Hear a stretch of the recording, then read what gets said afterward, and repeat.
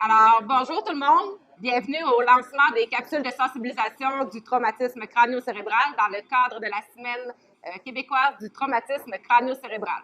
D'abord, j'aimerais prendre 2 minutes pour remercier les propriétaires du quartier général qui ont gracieusement offert leur local pour notre lancement.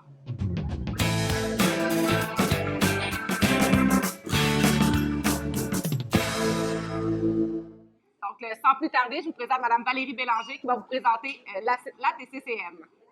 Donc, la mission et raison d'être, en fait, l'association TCC Montérégie, on œuvre à l'amélioration des conditions de vie des personnes ayant subi un traumatisme crânio-cérébral afin de faciliter leur intégration sociale.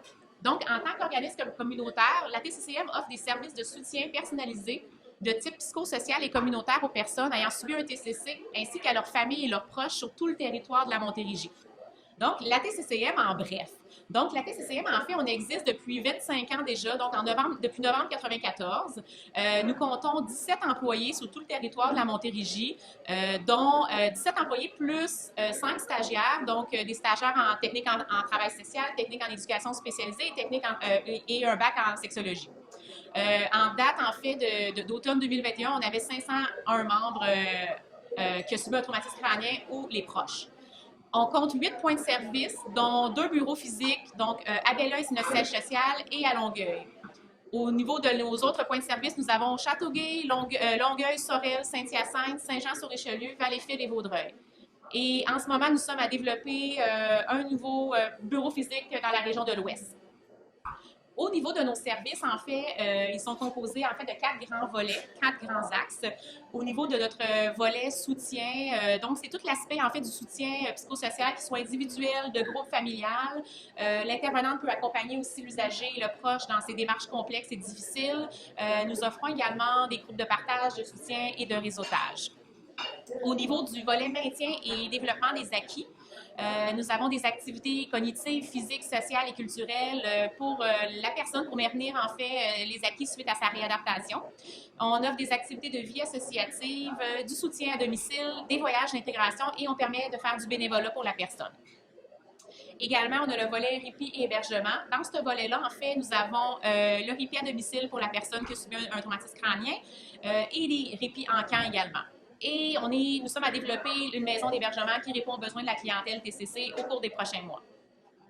Et finalement, au niveau volet sensibilisation et éducation, nous offrons de la formation pour les partenaires, les intervenants du réseau de la santé, services sociaux, d'autres intervenants du milieu communautaire sur le TCC, sensibiliser le TCC auprès des gens. On offre des conférences, nous faisons de la sensibilisation, nous faisons de la représentation extérieure et évidemment des références vers d'autres organismes communautaires.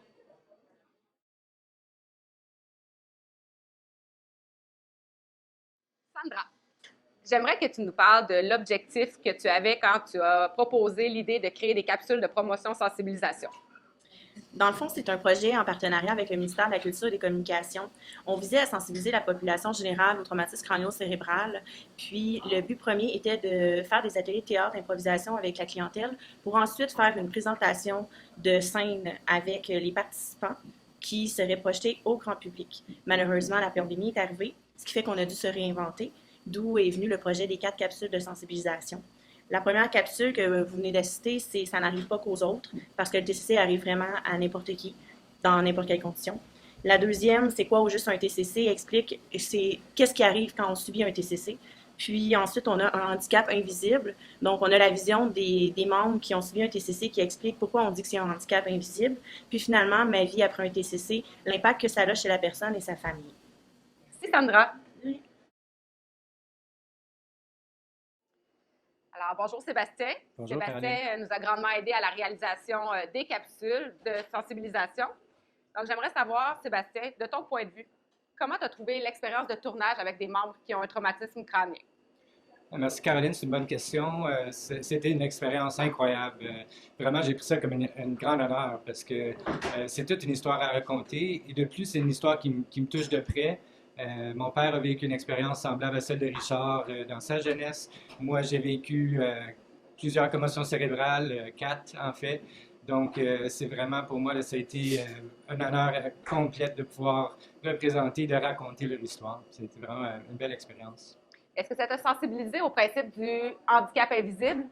Oui, c'est sûr, tu sais, malgré même mes expériences, mon histoire avec les TCC, dans le fond, je ne le quantifiais pas comme ça, puis je me suis beaucoup retrouvé dans l'histoire de Maud. Tu sais, les commotions cérébrales que j'ai vécues dans ma jeunesse n'ont jamais été quantifiées en termes psychologiques ou les séquelles que ça peut apporter. Donc, j'en ai beaucoup, beaucoup appris par rapport à ça, au point où je vais probablement aller me faire dépister moi-même. Et déjà, là, c'est un message qu'on peut facilement passer aux autres, ce que Richard dit de faire attention à tout ce que tu fais. C'est un message que j'écoute à mes petites filles à tous les jours parce que ça arrive comme ça. Puis ça, je l'ai vécu d'expérience. Merci, Sébastien. Merci, Caroline. Alors, j'ai maintenant avec moi Maude et Richard, les deux grandes vedettes de nos capsules. Richard, tantôt, Sandra expliquait qu'à la base, le projet, c'était des ateliers d'improvisation et de théâtre. Tu as participé aux ateliers d'improvisation. Selon toi, est-ce que ça t'a aidé ou préparé à réaliser les capsules? Ça m'a aidé, ça m'a dégêné, ça m'a permis d'être moi, puis juste comme parler ouvertement. Je suis tranquille, je suis capable de dire ce que je veux dire pour que le monde entende. Toi, Maude, comment tu as vécu ça, le tournage des capsules? C'est vraiment un geste concret qui a fait en sorte que mon petit syndrome de l'imposteur, que veut pas, on a toujours en tête, puisse se taire, du moins un peu. Je parlais que je travaillais à temps partiel. Le fait d'aller à l'association, de voir vraiment d'autres gens qui ont des TCC, ça m'a fait comprendre que, OK, fille, il est peut-être temps que tu slackes un peu la médication puis que tu acceptes que tu es invalide, pas juste à temps partiel, à temps plein. Parce que, tu sais, moi, oui, pour continuer de travailler, pour continuer d'aller à l'école, moi, je vous mentirai pas, c'est la médicamentation à côté à chaque jour. Mais ça fait qu'au final, je suis pas moi. Puis en allant à l'association, en parlant des capsules, tout ça, ça montre que hey, moi aussi, mon handicap, il est vrai. Puis aussi, ça a fait que je me suis rendu compte que justement, je pouvais avoir du soutien, faire des activités avec d'autres gens comme moi qui ont eu un petit coup sur la tête. Puis qui te comprennent. Puis qui me comprennent, oui, ça c'est sûr. Toi, Richard, parler de ta vie, de ton accident, est-ce que c'est venu brasser des émotions? Tous les bains, maintenant, ça fait 20 ans que je parle mon accent, et ça me cherche quelque chose dans le dent. Ça me fait plus. Au début, c'était comme la tristesse, mais maintenant, c'est la fierté qui sort. Je suis fier de parler de mon accident, fier de pouvoir aider le monde qui réalise que ça peut arriver à n'importe qui, à n'importe quand. C'est juste. ça me donne la fierté. Plus que j'adore. Tu es fier de ce que tu as accompli? Oui, énormément. Au début, je me sentais fraîchi un petit peu, parce que je suis pas un show-off, moi. Mais avec le temps, j'ai accepté que non, je suis fier. C'est la fierté que j'aime montrer au monde. La vie continue. Tu as bien raison, Richard. Puis Maude, pour conclure, selon toi, la Semaine québécoise du traumatisme crânio-cérébral, en quoi c'est important? En fait, c'est important parce que, comme on dit depuis le début, le traumatisme crânien, c'est un handicap invisible que les gens connaissent pas, comprennent pas.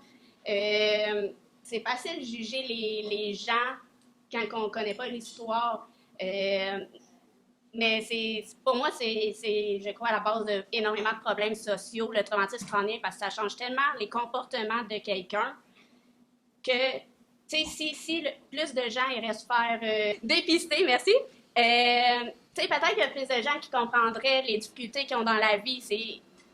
Aussi, j'espère que je vais faire comprendre aux gens que, tu sais, moi, mon histoire est super banale. J'ai pas couru après, mais mon TCC, je l'ai eu. Fait que comme je parlais, tu sais, quand je passe devant un skatepark, là, quand je passe devant un skatepark, tout ça, tu sais, que le monde comprenne que, hey, ton casque, tu vas peut-être être lettre avec, mais il peut tellement te sauver la vie. C'est comme le meilleur 50$ de ta vie que tu pourrais investir.